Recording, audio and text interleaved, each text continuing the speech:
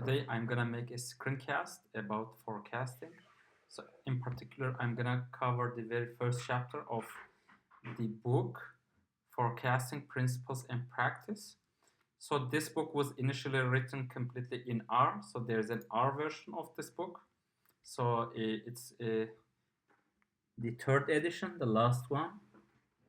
And actually, I covered certain chapters, especially the dynamic regression models and the latest models in R. But today I'm going to cover the very first chapter in Python. So I'm planning to cover all chapters uh, one by one. So today I'm just going to cover the STL decomposition and also the time series graphics. So let's get started. So here I have a data set. So it's the macroeconomic data of Euro area countries. So in the textbook, there are certain default data sets, but I am going to use a different data set with which I have built myself. So instead of using the default data sets, I am going to make use of the macroeconomic data sets.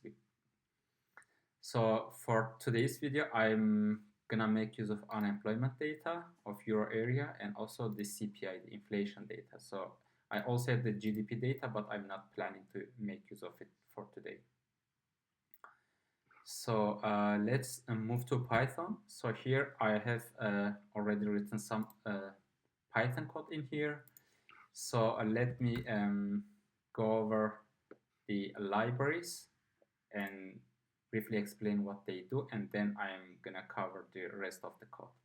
So here I import the polars library and I use certain functions from polars for selecting the columns. I also import the plot9 library, so which is the ggplot2 in Python, and also I'm gonna make use of the plot series from fppy. So this is the main library used in this textbook in here. So yeah, and also from stat models, I'm also gonna import the STL function in here. So this function is basically gonna decompose the time series into seasonal, trend, and the remaining components. So as I said, in my Excel file, I have unemployment data and also the CPI data. So I'm just going to import the data and I'm going to convert into a long data format. So let's load the libraries. Okay, so I run the function and also let's import the data set. So just to show you how it looks like, if I print CPI data in here, so this is how it looks like. So I have the date column, country, and CPI column. So, and in country column, I have all the countries in my data set, and for each country, I have the time series of the CPI data. So I'm gonna merge these two data sets, like unemployment and CPI data, and let's see how it's gonna look like. So here we have the date, country, CPI, unemployment, and inflation. So here, let me explain what it does. I take the CPI data and join it with unemployment data and sort the data with respect to country and date, because I'm going to make use of some transformations. And then I create an inflation column, so which is basically just getting the CPI column and getting the percent change. And because I have the data set in long format, I am executing this operation over the country column, and then I multiply it by 100. And for today, I'm only gonna make use of the data for Euro area. I just simply skip the other countries. And finally, I will drop the missing rows. And if I execute it, this is what I get. So let's visualize our data. So I'm just going to visualize the unemployment data. So this is what we get. So this is the unemployment as a percent of euro area. So if I make use of the standard plot series function, which I explained in here, so this is the main function that the book is using.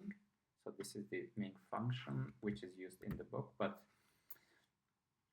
from time to time I also plan to make use of ggplot2 as well. So this is what I get, and if we run the plot series function from the book, this is what we get. So it's the same chart.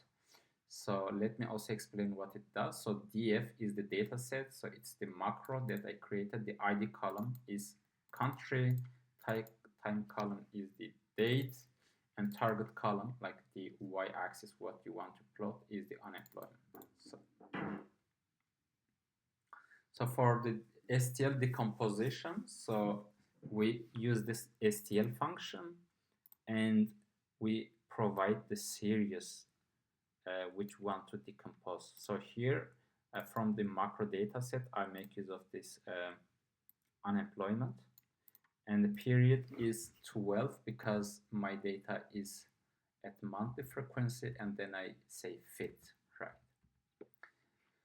So after fitting this data set, so let me show you.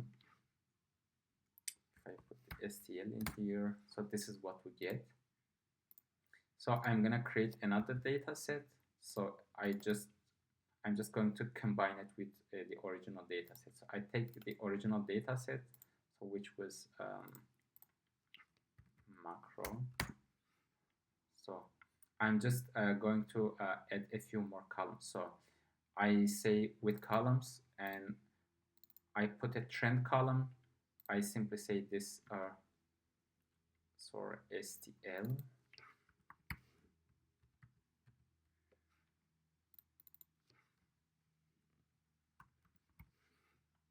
And one more STL in here. So trend is the trend component coming from STL. Seasonal is this seasonal component from STL, and the residuals is the resid from STL. And then I also create the seasonally adjusted unemployment data. Basically, I just get the unemployment column and I subtract the seasonal component. So if I run it, so this is what I get. So in addition to the original columns, I also get the trend, seasonal, residuals, and unemployment data. So let's visualize it and see how it looks like. Again, I take my macro2, so this recent, the new data set, and I'm gonna say put the X column in here, and then for Y column, let's put the trend component and also put the unemployment, so which is the original column, right? And then I put some X label and Y label, and also the title of the chart, and also I'm going to format the X axis. So if I run it, so this is what it looks like. So this orange series is the original one, and the blue one, it's rather smooth. So this is the trend component, so it's changing over time. So if I do the same for seasonally adjusted data, so in also together with the original unemployment data, so this is what I get. So again, you see the seasonally adjusted is again a bit more smooth, but it's not like the trend component. I could also put the residuals in here. So this is how it looks like. So this is again the original data set. So this is the part that we cannot explain but by seasonality, trend, or whatever. So if you want to combine all those charts in a single chart, so we should transform our data set. So basically, I'm just going to take the date, unemployment, trend, seasonal, and residuals. and then I'm going to convert the data into a long format, and then I will apply the ggplot principle. So let's see first how it looks like. So again, you see our data is in long format, so we have the variables like for unemployment, for residuals, and like for the other remaining ones as well. So we have the time series, right? And then if I want to visualize this data in a single chart, so I'm going to put this data in here. I put the x-axis, y-axis is the values in here, and I put the color is the variables, and then I put the line. And then the important function in ggplot is the facet wrap. So basically I'm going to wrap them into different components. So like each series is going to be wrapped into a different chart.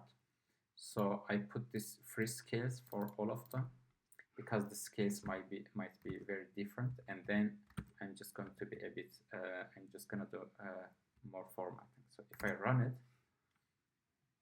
okay, so this is what we get as a result. So this was our original series, the unemployment, Euro area unemployment data. So we got the trend component, so we got the seasonal component, and also we got the residuals of our data. So this is how we basically decompose a time series into different components. So in the upcoming videos, I'm gonna cover so we've already done this time series decomposition, and then I'm going to move to time series features. So here the book is really elaborating a lot. So if you want to know the details, what's going on here, like so this is the plan, time series graphics. So here pandas library is being used in Python. So but I am planning to make use of polars. So, and here there is the STL decomposition. So if you click on the libraries, there is a lot of libraries in here. So I don't like this matplotlib, whatever. So that's why I'm using plot9 and also polar. So honestly, it's a bit more easier for me, but it's a matter of choice. So you can stick to the textbook and simply make use of pandas and also matplotlib, whatever. So in the next chapter, so which I'm gonna cover in the next video, so there are going to be time series, statistics, autocorrelation functions, and whatever STL features, so which we already did. So here there's the intuition and the theory behind it, and then you can put the correlation across different units, and yeah. But this is for today. So if you like this video, please subscribe to my channel, and also please comment under the video, and please tell me what you like, what you didn't like, and also you could put your suggestions. So see you next time. Bye bye.